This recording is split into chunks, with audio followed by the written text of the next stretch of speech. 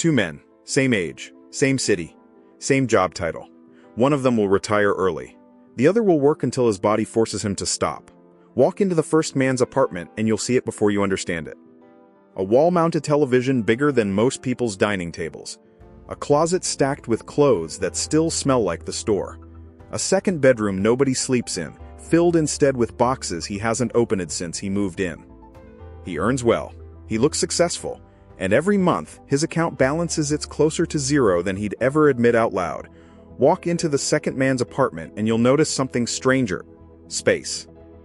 A bed, a desk, a few things he actually uses, and nothing else. He earns less than the first man, considerably less.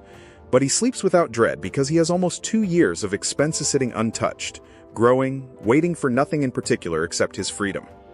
Same city, less income, 10 times the security. This isn't a story about who earns more. It's a story about a truth most men never sit still long enough to learn. Your possessions are quietly deciding your future, and you never agreed to let them. The Stoics had a phrase for this, though they never owned a television to be distracted by. Seneca wrote that it's not the man who has little, but the man who craves more, who is poor. He wasn't being poetic. He was describing a math problem. Every object you bring into your life sends you 2 bills. The first bill is the one you already know, the price tag, the number at checkout. The second bill never stops arriving. It's the rent your possessions charge you in space, in upkeep, in attention, in the quiet hours you spend thinking about things that were never supposed to occupy your mind. A weight bench in the corner of your bedroom isn't free just because you already own it. It's still taking up square footage you're paying for every month, whether you use it or not. A vehicle sitting in a garage still demands insurance, registration, and the small tax of worry every time you glance at it. None of this shows up on a single receipt. It shows up slowly in a life that costs more to maintain than it needed to. Most men never calculate this second bill. They only see the first. So they keep signing up for expenses they can't name, wondering why the number in their account never grows the way their effort seems to deserve. Rule 1. Price it by the hour, not the tag. Before you buy anything, ask a single question. How many times will I genuinely use this? Then divide the cost by that number. A $150 pair of boots worn twice and abandoned in the closet cost you $75 an outing. A $150 pair worn every week for 2 years cost you a little over $1. Same price tag, wildly different value. The tag never tells you the truth, only the use does. This one habit alone kills most impulse spending before it starts. That gadget promising to change your kitchen, the one you'll touch twice and forget, priced honestly, it's one of the worst trades you'll make all year. But a good mattress, used every night for a decade? Priced by the use, it's one of the cheapest, wisest purchases a man can make. The math doesn't care about marketing. It only cares about truth. Rule 2. The question that exposes everything you own. Now walk through your own space and ask one thing about every item you see. If this vanished tonight, would I actually go buy it again? Be honest, not aspirational. Would you replace the shoes you haven't worn since last spring? The equipment you bought for a hobby you quietly gave up on? For most of what you own, the answer is no. And if the answer is no, that object isn't neutral. It's not just sitting there doing nothing. It's charging you. In space, in the low hum of guilt every time you see it, in the hours you'll eventually spend moving it, cleaning around it, deciding what to do with it. Men who build real discipline don't sentimentalize clutter. They ask the question, get their honest answer, and act on it without ceremony.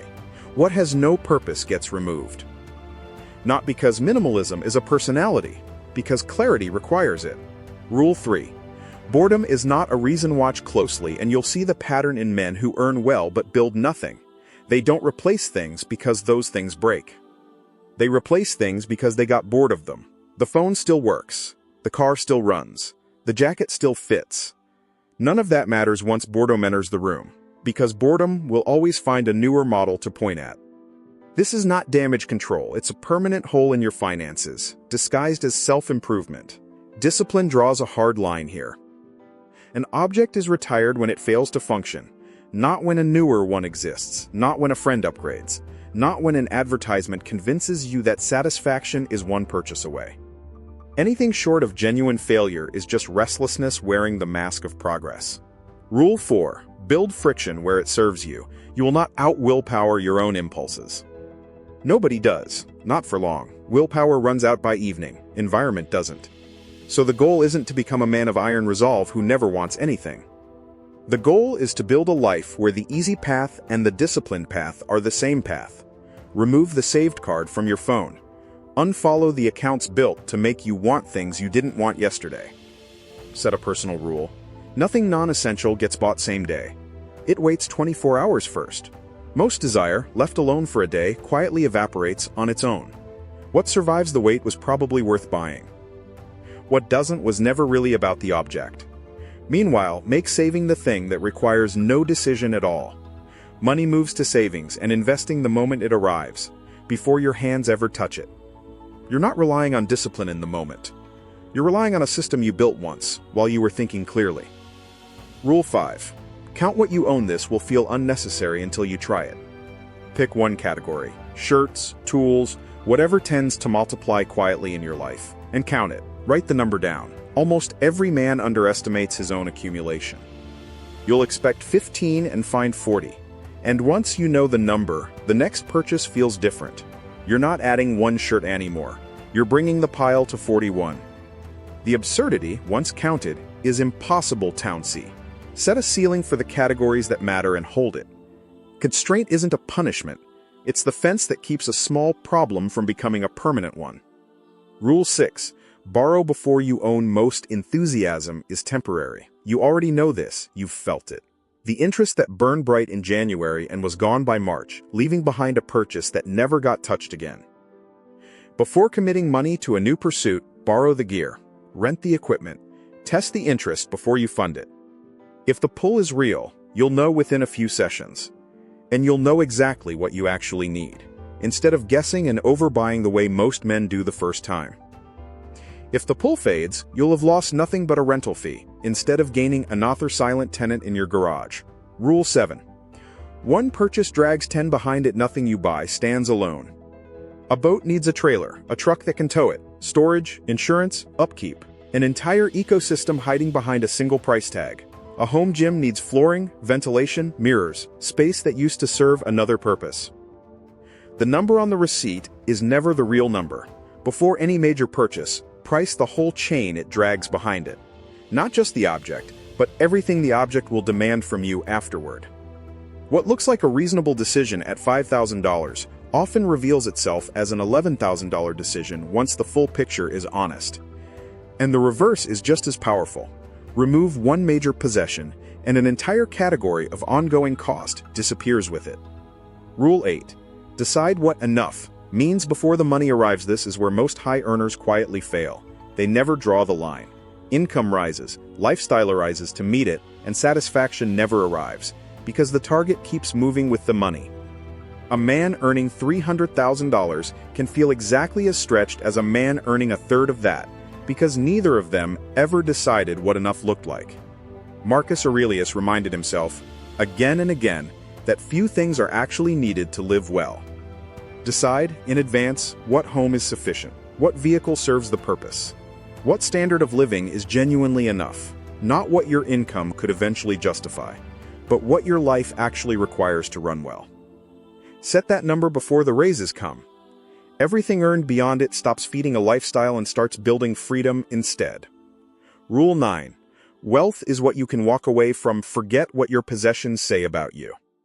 Ask instead what your finances let you do. Can you leave a job that's quietly wearing you down? Can you take 3 months to handle a family crisis without panicking about rent? Can you say no to money that would cost you your peace? That is the real measurement. Not what sits in your driveway, but what sits between your income and your expenses. A man earning a fortune but spending nearly all of it has no room to move. He is, in every way that matters, not free. A man earning modestly but living well below his means has built something the first man never will: the ability to choose. Rule 10. Small and constant beats big and occasional. Most men who attempt this do it once. A single dramatic purge, a satisfying weekend of hauling bags to donation bins, and then slowly drift back to where they started, without ever noticing the drift. The purge feels like progress. The refill happens too quietly to catch. Build a smaller habit instead. A short weekly glance at what's coming into your life. A monthly look at one category. A quarterly check on the overall trend. Small and constant beats big and occasional every time, because it catches the problem while it's still small enough to fix in 5 minutes. The man in the first apartment isn't reckless. He doesn't gamble, doesn't drink away his paycheck, doesn't make headlines for bad decisions.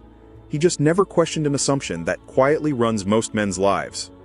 That more is the same thing as better. The man in the second apartment didn't get his security from a bigger income. He got it from clarity, from deciding deliberately what deserved a place in his life and refusing everything else the space to grow. Both of these men are available to you, starting tonight, regardless of what your paycheck currently says. The choice was never about how much you earn. It's about whether you own what you have, or whether, quietly, it owns you. Grow in silence, build in silence, and let your bank account do the talking your possessions never could.